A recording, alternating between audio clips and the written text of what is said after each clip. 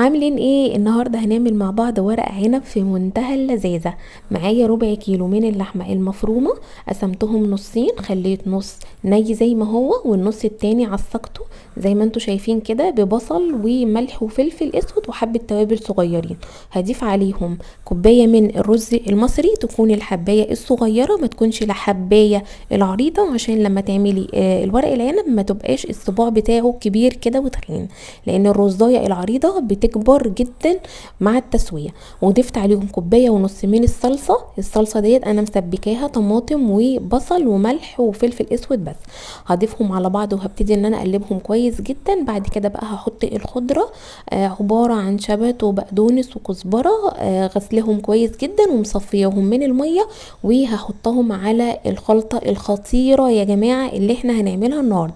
ورق عنب يبقى لازم نحط فيه لحمه مفرومه على طول. هنتبله بايه؟ هنتبله بنص معلقه من البابريكا والكمون والكزبره والملح والبهارات المشكله، وكمان حبه فلفل اسود صغيرين. هبتدي ان انا اقلبهم كويس جدا جدا مع بعض، وهضيف كمان عليهم حوالي 3 او 4 معالق كبار من الزيت بتاع الاكل، يكون الزيت نضيف. هي دي الخلطه يا جماعه الخطيره بتاعه ورق العنب، بتختلف تماما عن المحشي وبتختلف تماما عن قصدي الكرنب والبتنجان والفلفل. فحسيت ان الخضره قليله، فحبيت ان انا ازود كمان عليهم حبه كمان، لان الخضره بيبقى طعمها حلو جدا جدا في الخلطه بتاعه ورق العنب. هضيف عليهم الزيت كده زي ما قلت لكم وهقلب. هبتدي بقى ان انا اعمل ايه، اجيب بقى الحله بتاعتي. الحله كل اللي انا بحطه فيها ان انا بحط العزبون بتاعه الخضره يعني، والبقدونس والكزبره وكده، بغسلهم كويس جدا جدا، وهم دول القاعده بتاعه ورق العنب، برضو بتخلي ريحته وطعمه حلو جدا. هنجيب بعد كده اي كيس تلاجة، هنبتدي ان احنا نفرد عليه ورقه من ورق العنب. طبعا الناحيه الخشنه هتبقى من جوه والناعمه هتبقى من بره. وهنبتدي بقى ان احنا نحط كميه صغيره خالص من الحشوه اللي احنا عاملينها. يعني المقدار اللي انا عملته بتاع الخلط دوت اخد معايا نص كيلو ورق عنب بالظبط، يعني هو المقدار مظبوط 100%. بصوا بقى هنبتدي نقفل ازاي. هي اكيد يعني ايه انتوا شايفين قدامكم انا بقفل ورق العنب ازاي. اهم حاجه تقفلي الجناب كويس جدا عشان ما يطلعش منها رز. حرفيا يا جماعه انا كنت عامله ورق العنب ده، لو اقول لكم قعدت فيه قد ايه، بجد قعدت كتير جدا. قعدت يعني 4 ساعات 5 ساعات وانا عماله اعمل في ورق العنب عشان يطلع معايا مظبوط كده ويبقى شكله لذيذ بعد التسويه. حطيت بقى السكرابر ده وابتديت ان انا الف. بصوا يعني انتوا لو ما عندكمش السكرابر ده تقدروا ان انتوا تعملوه بايديكم، وتقدروا كمان ان انتوا تعملوه بظهر سكين، هيتقفل معاكم وهيبقى حلو جدا. ديت احسن طريقه يا جماعه لحشو الورق العنب، لان احنا لو اتعاملنا مع ورق العنب زي ما بنتعامل مع الكرنب ونحشيه على ايدينا، بجد هيطلع تخين كده وهيطلع مش حلو خالص.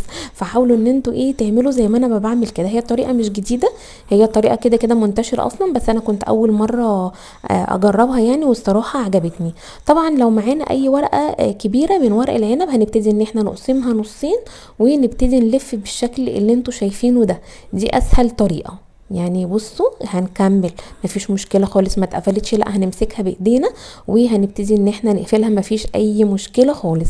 بصوا الصباع جميل ازاي بعد التسويه كمان يا جماعه، طلع زي ما هو، يعني زاد حاجه بسيطه بس بجد كان خطير. ان شاء الله كل اللي هيجرب الوصفه ديت هيعتمدها ومش هيبطل يعملها. طبعا انتوا عارفين ورق العنب ده بيبقى حاجه كده تحفه، فلازم بقى نظبط الحشو بتاعها ونحط له لحمه مفرومه، وينفع طبعا من غير اي لحمه مفرومه خالص، بس انا حبيت ان انا احط فيه لحمه مفرومه عشان بيبقى الطعم تحفه بصراحه. بصوا بقى الصباع عامل ازاي، بجد جميل جدا.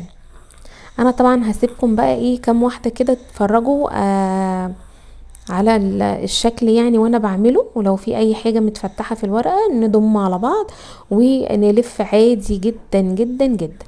بس طبعا لو في اي ورقه كبيره خالص حاولوا ان انتوا تقسموها نصين وتعملوها، مش هيبقى فيها اي مشكله خالص. بصوا زي الفل يا جماعه بجد. وبعد 4 ساعات او 5 ساعات بالظبط قدرت اخلص كميه ورق العنب اللي انتوا شايفينها ديت يا جماعه، بجد خطير جدا. اتمنى ان انتوا تجربوه. بصوا بقى الشكل عامل ازاي. هو عامه انا كنت حابه قوي قوي يعني على قد التعب، بس في الاخر طلع لذيذ جدا.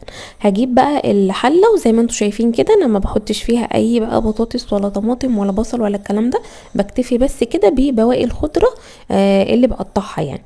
بس وهبتدي بقى ان انا ارصص ورق العنب كله بالشكل ده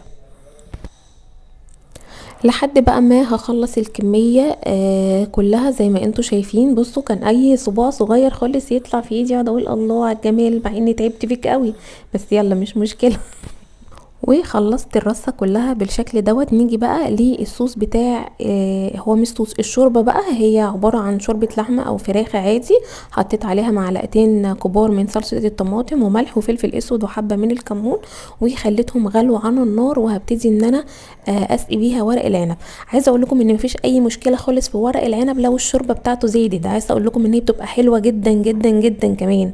عايزه اقول لكم ان طعمه كان خطير لما برد خالص كده وبقى ساقع، كان حلو جدا. حطيت كميه الشوربه كده، وابتديت بقى ان انا احط حبه حلوين من دبس الرمان بيديله مزازه خطيره. ومعايا كمان هنا اهوت ليمونه قطعتها سلايس كده وحطيتها على الوش. اهم حاجه بقى في ورق العنب عشان ما يفرش معاكي ويزيد قوي، لازم تكمريه بطبق تقيل وتحطي عليه غطا الحله بالشكل ده. انا طبعا سبته اول حاجه حوالي نص ساعه او ساعه الا ربع يغلي بالشكل ده. بعد كده وطيت عليه النار خالص وسبته براحته بقى، كان لحد الفطار. وشلت من عليه الغطا والطبق وسبته بقى يتبخر كده شويه، ودوت كان شكله.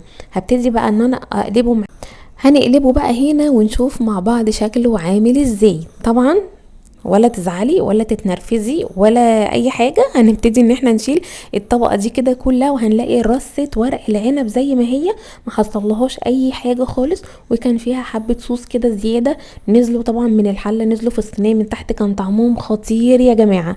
ان شاء الله هتاكلوا حبة ورق عنب تحفة لو عملتوا الخلطة اللي انا عملتها ديت. حاجة كده في منتهى الجمال، ويبقى حلوة جدا جدا كمان في العزومات. جربيها وعلى ضمانتي، وان شاء الله هيعجبكم جدا جدا جدا.